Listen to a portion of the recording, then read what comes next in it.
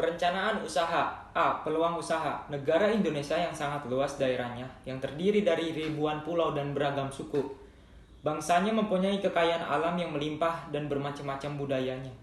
Hal ini dapat dilihat dari berbagai macam komoditas produk yang dikenal di mancanegara. Misalnya produk aneka kerajinan, furnitur, tekstil, aneka makanan, dan produk industri alam. B. Analisis peluang usaha.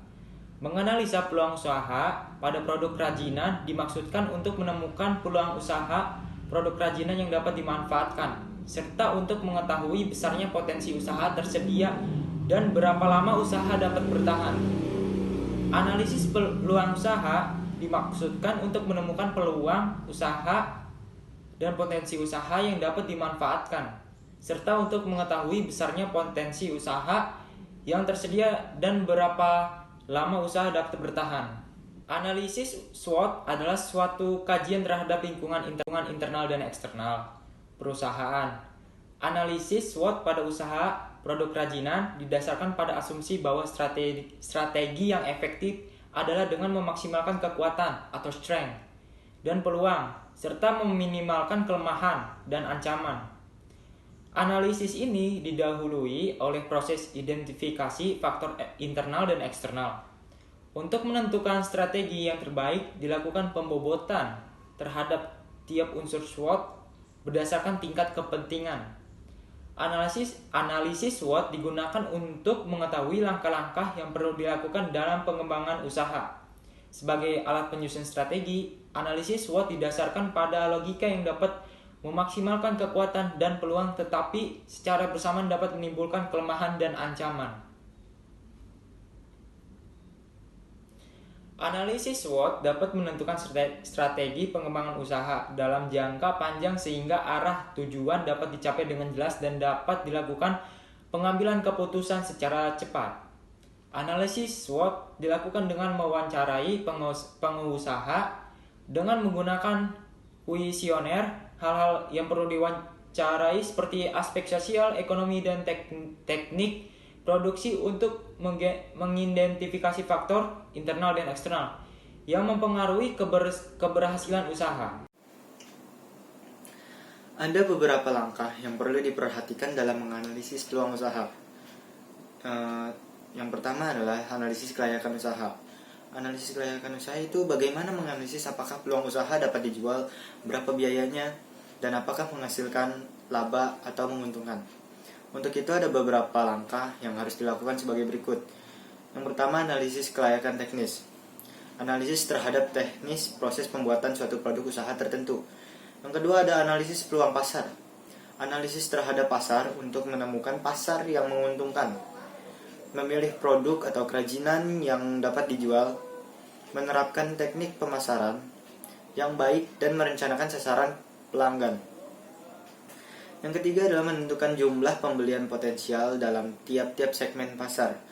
Langkah ini terkait dengan perkiraan konsumen potensial dari produk atau kerajinan baru oleh tiap-tiap segmen pasar pada periode sekarang dan yang akan datang. Salah satu cara untuk mendapatkan informasi ini adalah dengan memilih agen untuk menguji pasar. Yang keempat adalah sumber informasi pasar. Adalah informasi untuk mengevaluasi peluang pasar masa sekarang yang akan datang dari usaha, produk, atau kerajinan. Dua pendekatan untuk memperoleh data tentang informasi tersebut adalah mengadakan penelitian secara spesifik yang dirancang untuk mengumpulkan informasi yang dinamakan dengan data primer dan menemukan data-data relevan yang berasal dari lembaga seperti biro, pusat statistik, kantor dinas pariwisata dan perindustrian maupun biro penelitian yang disebut dengan data sekunder. Yang kelima adalah uji coba pasar.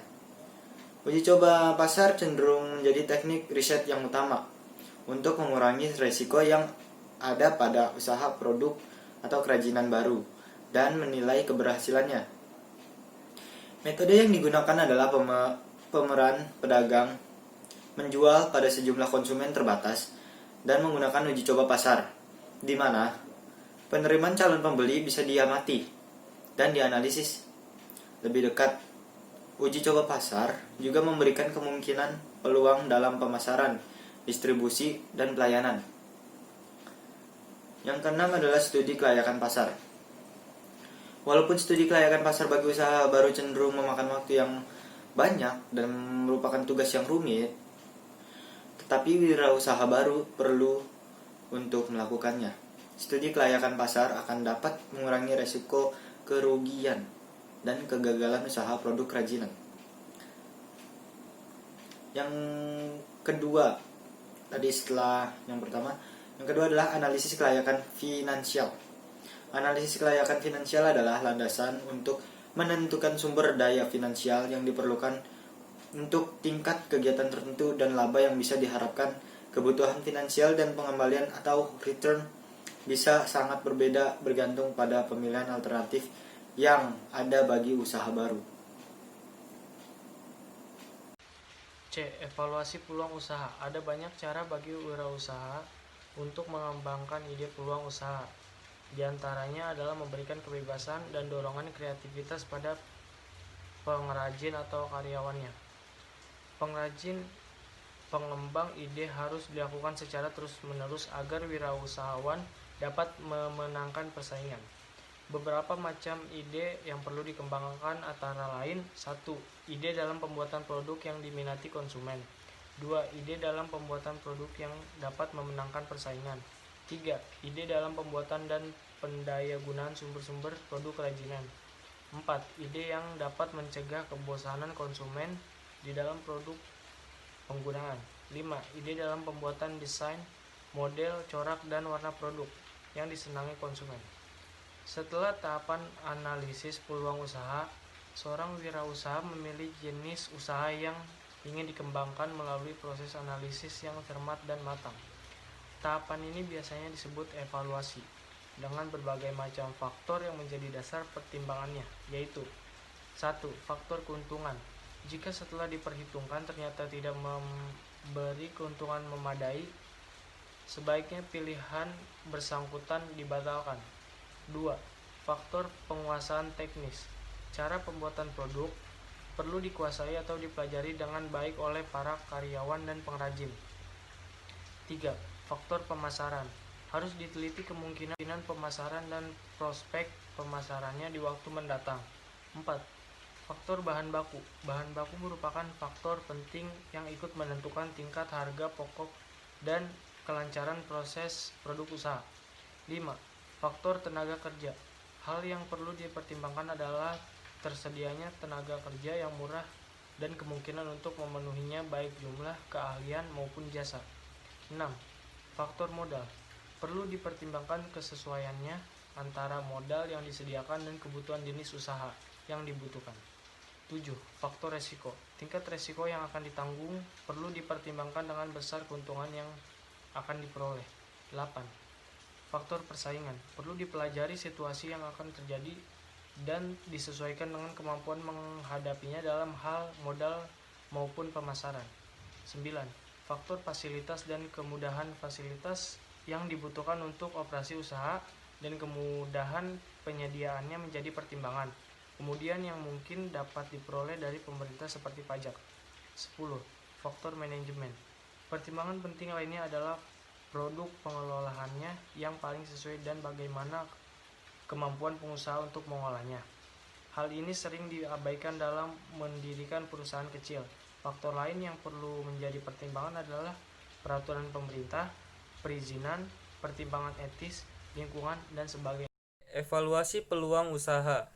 Ada banyak cara bagi wirausaha atau kerajinan untuk mengembangkan ide peluang usahanya.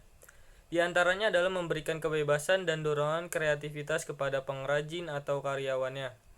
Pengembangan ide harus dilakukan secara terus-menerus agar wirausahaan dapat memenangkan persaingan. Beberapa macam ide yang perlu dikembangkan antara lain: 1. Ide dalam pembuatan produk atau kerajinan yang diminati konsumen. 2. Ide dalam pembuatan produk kerajinan yang dapat memenangkan persaingan. 3. Ide dalam pembuatan dan pendayagunaan sumber-sumber produk kerajinan. 4. Ide yang dapat mencegah kebosanan konsumen di dalam penggunaan produk atau kerajinan. 5. Ide dalam pembuatan desain, model, corak, dan warna produk atau kerajinan yang disenangi konsumen. Setelah tahapan analisis peluang usaha, seorang wirausaha memilih jenis usaha yang ingin dikembangkan melalui proses analisis yang cermat dan matang. Tahapan ini biasanya disebut evaluasi dengan berbagai macam faktor yang menjadi dasar pertimbangan, yaitu 1. Faktor keuntungan. Jika setelah diperhitungkan ternyata tidak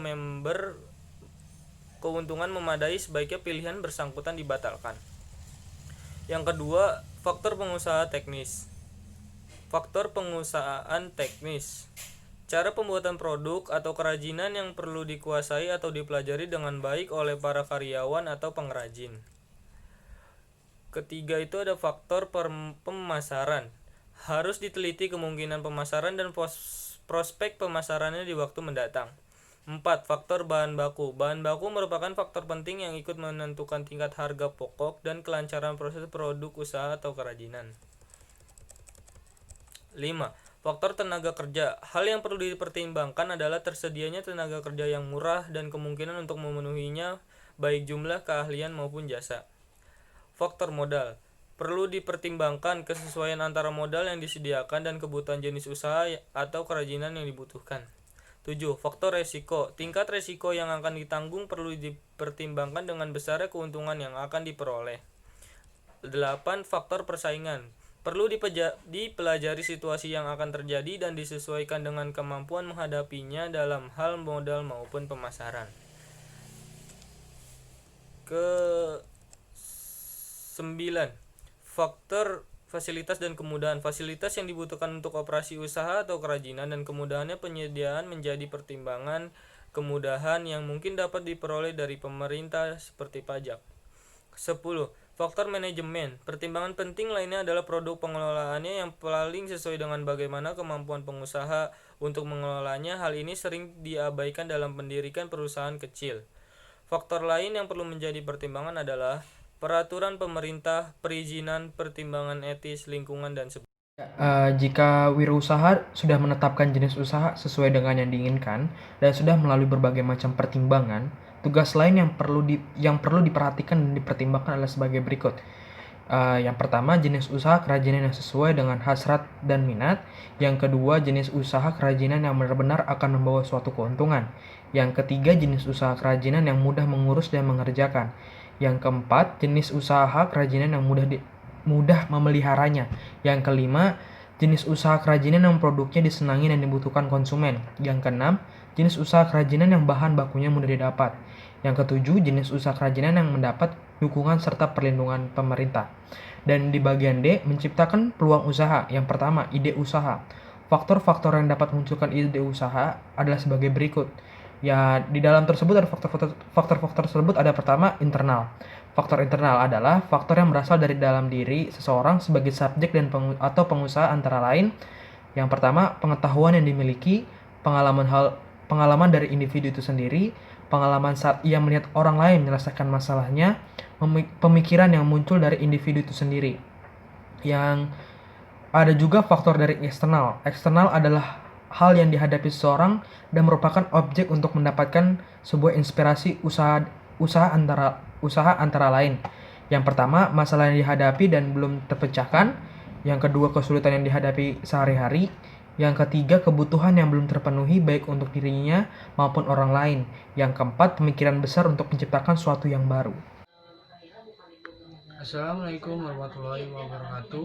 Perkenalkan, nama saya Fakruai Ramdhani dari kelas 12 MIPA 3. 2. Risiko usaha. Di bawah ini akan diuraikan beberapa risiko usaha yang akan terjadi. A. Risiko usaha internal. Risiko usaha internal adalah risiko yang timbul dari menjalankan usaha dan berdampak pada kelangsungan usaha itu sendiri. Risiko usaha internal diantaranya seperti berikut. 1. Kehilangan modal apabila perhitungan tidak terbayarkan oleh konsumen. 2. Kehilangan karyawan atau personil yang handal apabila tidak dapat menanganinya dengan baik dalam bidang upah, kesempatan berkarir,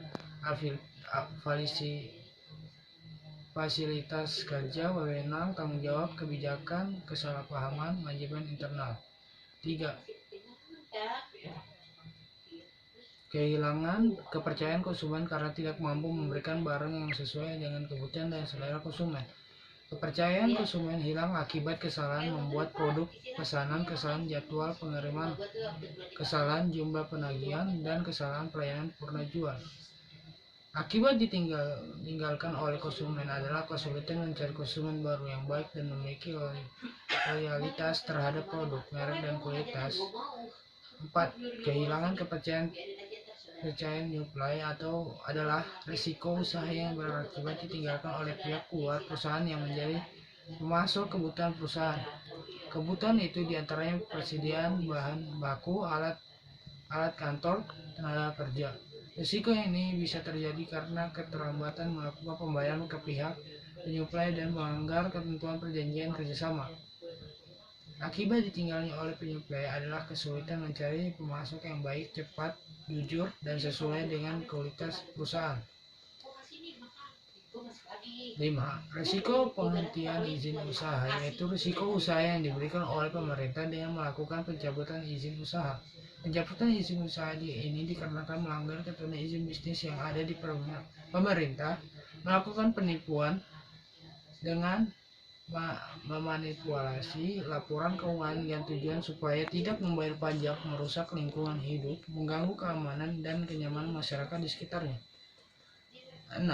Risiko tidak diterima oleh masyarakat sekitar, yaitu risiko usaha yang terjadi akibat dari keterimaan masyarakat dengan adanya usaha yang dijalankan.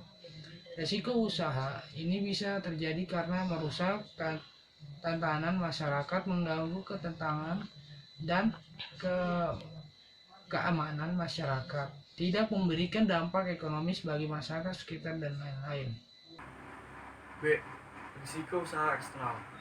Risiko usaha eksternal adalah risiko yang timbul dari penjalankan usaha dan berdampak pada kelangsungan lingkungan luar usaha itu sendiri. Risiko usaha eksternal diantara sebagai berikut. 1.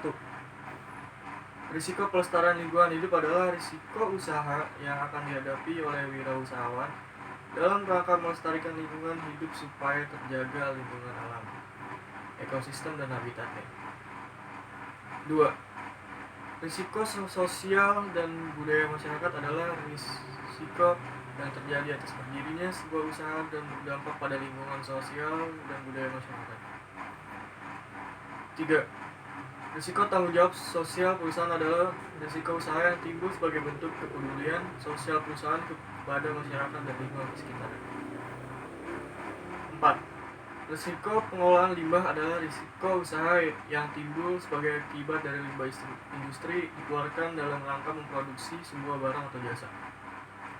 5. Risiko perekonomian masyarakat dan negara adalah risiko usaha yang terjadi karena sebuah kesalahan manajemen di internal perusahaan dan menimbulkan dampak perubahan perekonomian masyarakat dan negara. 6. Risiko perubahan dan kebijakan pemerintah adalah risiko usaha yang timbul dan berakibat kepada perubahan dan kebijakan pemerintah. 3. Analisis kemungkinan keberhasilan dan kegagalan usaha. Faktor-faktor yang mendukungnya adalah sebagai berikut. A. Faktor manusia. Faktor manusia merupakan faktor yang utama dalam pencapaian keberhasilan usaha karena manusia yang mempunyai ide dan rencana usaha. Manusia juga yang akan mewujudkannya. Di sini diperlukan manusia yang bertos kerja tinggi, rajin, optimis, dan pantang menyerah. B. Faktor keuangan. Faktor keuangan merupakan faktor penunjang keberhasilan usaha. Faktor tersebut digunakan untuk modal usaha serta pemenuhan segala pengeluaran untuk kepentingan operasi produksi seperti pembelian bahan baku, bahan pembuatan, gaji karyawan, promosi, dan biaya distribusi. Dalam hal ini diperlukan disiplin yang ketat dalam penggunaan dana, sehingga segala kegiatan keuangan harus dicatat dan dibukukan dengan rapi, teliti, dan terus-menerus. C. Faktor organisasi. Dengan adanya faktor organisasi, sumber daya akan masuk pada suatu pola, sehingga orang-orang akan dapat bekerja dengan efektif, dan efisien sesuai dengan bidang tugasnya masing-masing untuk mencapai tujuan organisasi.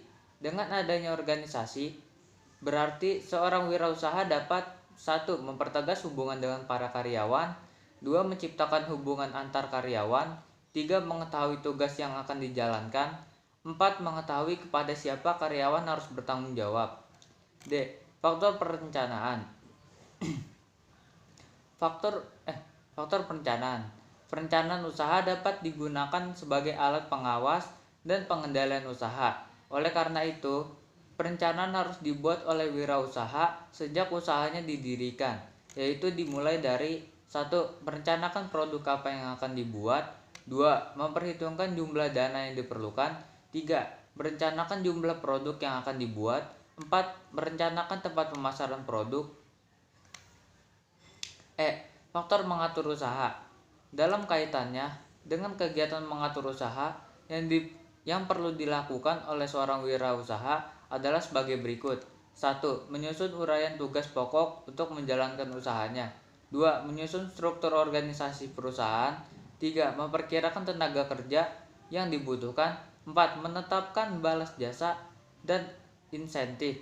5. Membuat jadwal usaha. 6. Mengatur mesin-mesin produksi. 7. Mengatur tata laksana usaha. 8. Menata barang-barang. 9. Menata administrasi usaha. 10. Mengawasi usaha dan pengendaliannya. Faktor pemasaran. Faktor pemasaran produk perusahaan dapat ditinjau berikut ini. 1. Daya serap pasar dan prospeknya. 2. Kondisi pemasaran dan prospeknya. 3. Proses pemasarannya. D. Faktor administrasi. Untuk menunjang kelancaran kegiatannya, sebaiknya seorang wirausaha mempunyai catatan yang rapi mengenai kegiatan dan kejadian yang terjadi setiap harinya. Catatan tersebut dibuat secara kronologis dan kemudian didokumentasikan.